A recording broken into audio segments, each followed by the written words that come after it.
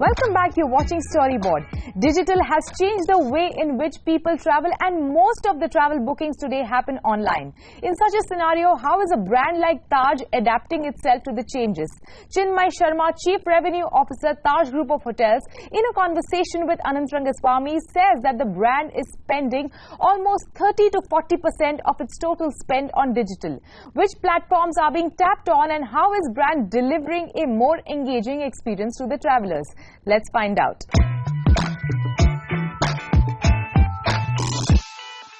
Chinmai, tell me, what's the big difference in the post-digital and a pre-digital world of marketing for you? So I think in the post-digital world, the biggest thing that has changed is quantifying all the activity. So tracking, analytics, measuring return, measuring views, page views, etc. So I think marketing has become a lot more scientific now.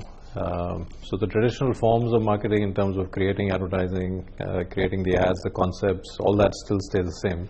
I think the delivery methods have changed a little bit.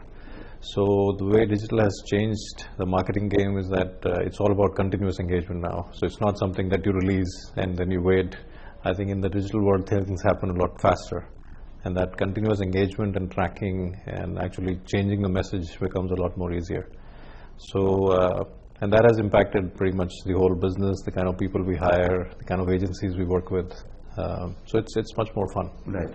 Now, one of the big sort of advantages that your industry has got out of digital is this whole perishability of the product itself. Yes. You know, so you do have opportunity to sell last minute inventory and so on, which you couldn't do in a pre-digital world.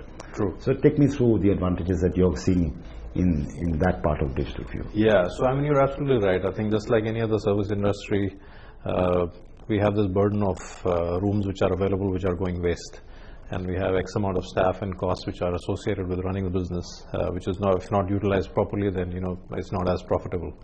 So the advantage with digital and with mobile and with easy access to technology and internet means that we have the ability to actually sell even in a last minute or in a more targeted way. So what that means is, first of all, because of the consumers changing their behavior, what's happening is that people are shopping more often, they're visiting more websites before they actually book. Supply and demand always varies by city, but in general what has happened is that the booking windows are shrinking because people have enough availability, and impulse buying is also on the rise. So one thing that's becoming a challenge is, forecasting for demand, because in the good old days people used to book early out, they used to lock themselves in. Now multiple options are available.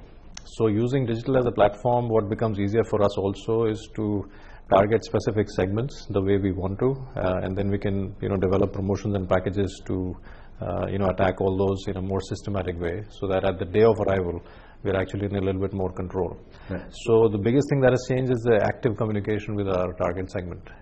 Whereas earlier we used to rely on the old methods of reaching them out, but now it's almost become one-to-one through either one of the problems with that is the new consumer also shops and compares everywhere. Right. So he's going to check at 10 places before he buys a room in your hotel. So how do you deal with that? So that's absolutely correct. I think I'm sure we can't change the consumer behavior. I think if you're making a purchase, it's normal that you want to see, what prices are available everywhere else.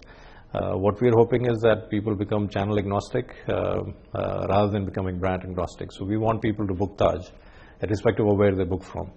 And what we're doing is that we're actually building our platforms to be robust enough that if we happen to be one of those websites out of 4 which they visit, we don't want them to leave. So the way we've launched our digital platform and our websites and our mobile sites is such that they've become a lot more engaging now. So there's a lot of content which is available, not only on the hotels, but also on destinations.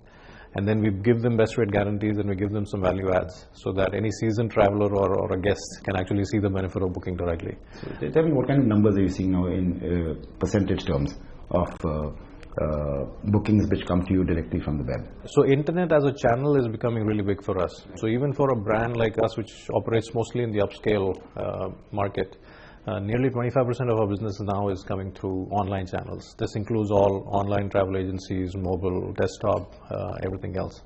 So as a proportion, first of all, it's becoming significant, and the growth rate, of course, is the fastest. So out of all the other channels, including call center or GDSs or hotel direct or conferences, the channel that is growing the fastest is internet, and within internet, mobile is the one that's growing at a much faster pace.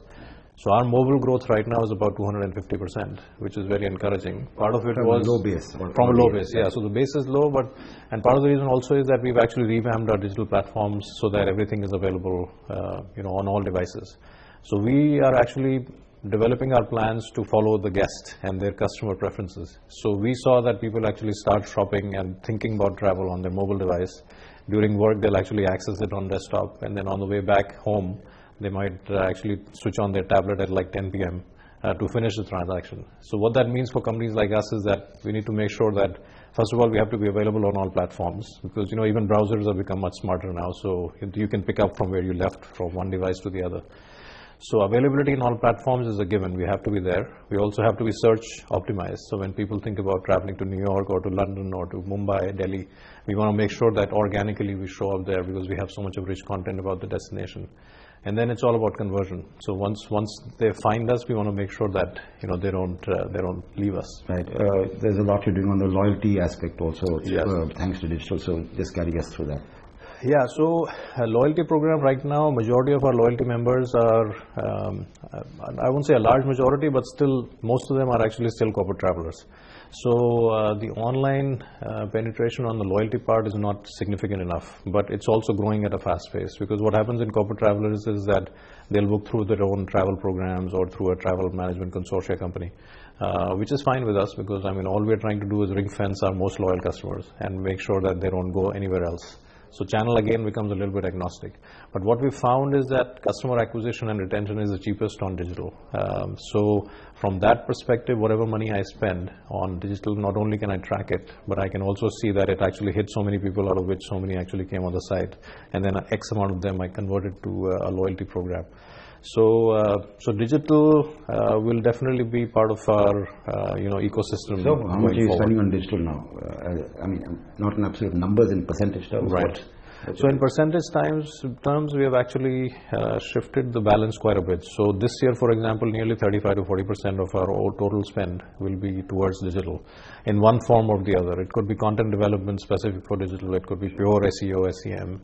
It could be display retargeting, all that. But all that combined is much more significant. And that compared to a couple of years has grown by like 4x. Right. All this has not been very pretty, but now to the dirty side of digital, yes. which exists, the social media aspect of it. Right. Where unhappy customers, they rave and rant. Right. And many want to squeeze something out of you. True. So how do you deal with that? Yeah, it is a true fact that some of these things do happen. We luckily Taj is in a scenario where majority of the reviews are actually positive. So we track how we fare versus our competitor set, and we feel that in each category that we compete against, we are at the top, not only in the number of reviews, but also the positive sentiment. We have sensitized our hotels and our general managers to basically, we've trained them how to react to social media, because people will, guests will talk good, bad, ugly, right, about the product and services that they experience. So we are actually embracing it head on. So in the new website, for example, what we've done is that for every hotel, we actually show the TripAdvisor review upfront without auditing it. So it's unbiased, authentic reviews, and the most recent reviews are already shown there. So we feel that if you give the information up front, it'll give one less reason for our guests or site visitors to go somewhere else to check what's going on. So in the next version of the website, for example, we'll probably also do comparison shopping. So we'll tell them that for this hotel, for this room, you'll actually find this is the rate on some of the other online travel agencies. And we're giving a best rate guarantee that if you find a lower price somewhere else, not only will we match it, but we'll actually give you a 10% advantage on top of that. So we are actually building our platform in such a way that once a person comes on the site, they should actually not leave.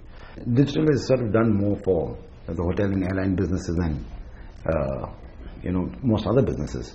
How much time do you spend on digital in a day, in an average day?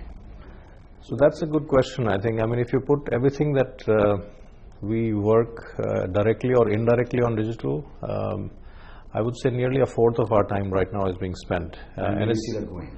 I think it's only going to increase, because I think we are only going to follow what the guest preferences are and the way they are consuming content. And if it moves 100% digital, then it's needless to say that we'll follow that path, because we're chasing the guests in our prospective target segments. I think even on the social media part, even on the staff engagement side, everybody has access to mobile and to technology now.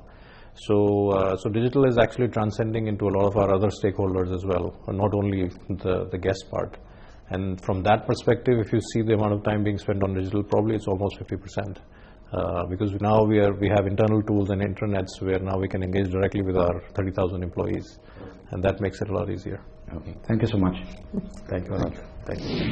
Some ads really make you sit up and take notice. Roger Enrico, the former chief executive of Pepsico, who waged a war against Coca-Cola in 1980s, passed away on June 1st. He fought a fierce battle with Coke back then, which in fact made Coke very anxious, and they launched a new Coke with its new formula. His famous quote after this move by Coke was, "After 87 years of going at it eyeball to eyeball, the other guy just blinked." After so much of history between the two, Coke had to remember him in a very unique way, and it was a very classy tribute indeed. Let's take a look at this beautiful obituary.